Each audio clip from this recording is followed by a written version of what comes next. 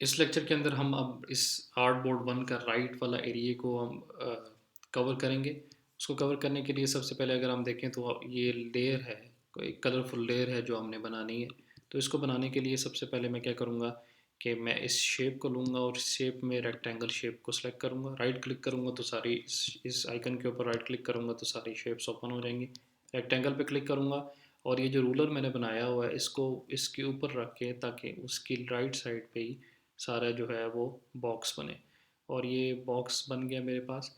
Box बनने के बाद इसको मैंने कलर दे देना है, जो कलर मैं रिक्वायर्ड है मेरे पास ये सिलेक्ट हुआ और ये कलर हो गया मेरे पास। अब ये क्या हुआ कि उसने क्यों नहीं वो कलर पकड़ा, कि जो उसने शेप बनाई है रेक्टेंगल, वो जिसमें ह्यू सैचुरेशन हमने अप्लाई किया हुआ है वो उससे नीचे वाली लेयर में लोगो से ऊपर आ गया। अब ह्यू सैचुरेशन किसके ऊपर अप्लाई हो गया, रेक्टेंगल के ऊपर अप्लाई हो गया। तो इसको मैंने उठा के ये जो ह्यू सैचुरेशन वाला ये जो लेयर है इसके ऊपर ले आऊँगा और इसको जो ये इफेक्ट है हम इसको ख़त्म करने की कोशिश करते हैं। मैं इसको आर्ट बोर्ड से ऊपर लेके जाऊँगा तो ये अब ठीक है, अप्लाई हो गया। ठीक है, ह्यू सैचुरेशन से मैंने इसके ऊपर रखा है तो अप्लाई हो गया। ये थोड़ी सी मिस्टेक होगी मेरे से भी, आपसे भी होगी, तो चलें इसको लेक्चर का लेयर हिस्सा हिस्सा रहने देते हैं, मैं इसको कट नहीं करता। ठीक है, तो मैंने क्या किया, अभी इसको नीचे लेके जाऊँगा तो देखें ख़त्म हो जाएगा, क्योंकि वो ह्यू सैचुरेशन लोगों के ऊपर अप्लाई हुआ है। और अगर लोगों के बीच में और ह्यू सैचुरेशन वाली लेयर के बीच में ले आऊँगा तो वो उसका कलर ख़त्म हो जाएगा। इसको उठा के हमने ऊपर लेके आना है।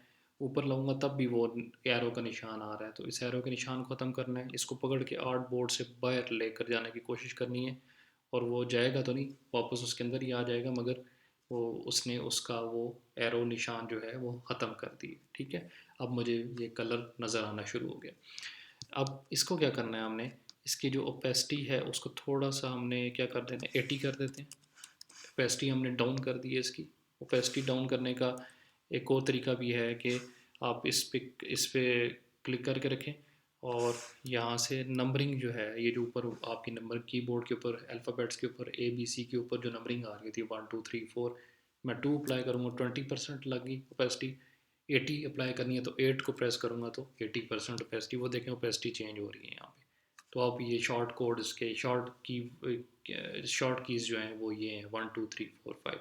2 पे क्लिक प्रेस करेंगे तो 20% लग जाएगी। ठीक है, ये अप्लाई होगी। उसके बाद मैं इसके ऊपर ग्रेडियंट ओवरले लगाऊंगा। ग्रेडियंट ओवरले पे क्लिक करूँगा यहाँ से मैं ग्रेडियंट ओवरले कैसे लगता है ये कोर्स 1 के अंदर मैंने बड़ी डिटेल में बताया हुआ है, उम्मीद है आपने वहाँ से किया हो। ग्रेडियंट ओवरले पे यहाँ से और भी ऑप्शन है, ड्रॉप डाउन पे क्लिक करेंगे और भी कलर्स हैं। मैं जो कलर डिफ़ॉल्ट यहाँ पे सिलेक्ट हुआ है उसको रहने दूंगा। एंगल चेंज करेंगे तो वहाँ पे देखिए कलर की पोजीशन चेंज हो रही है, मैं इसको ज़ीरो पे ही रहने देता हूँ। ज़ीरो पे रहने और इंटर प्रेस करूँगा, ओके प्रेस कर दूँगा, ओके पे क्लिक कर दूँगा या इंटर प्रेस करूँगा तो वो उसके ऊपर अप्लाई हो जाएगा। आज के लेक्चर में इतना ही, मिलते हैं आपसे नेक्स्ट लेक्चर में, तब तक के लिए आपसे इजाज़त चाहूँगा। Thank you so much.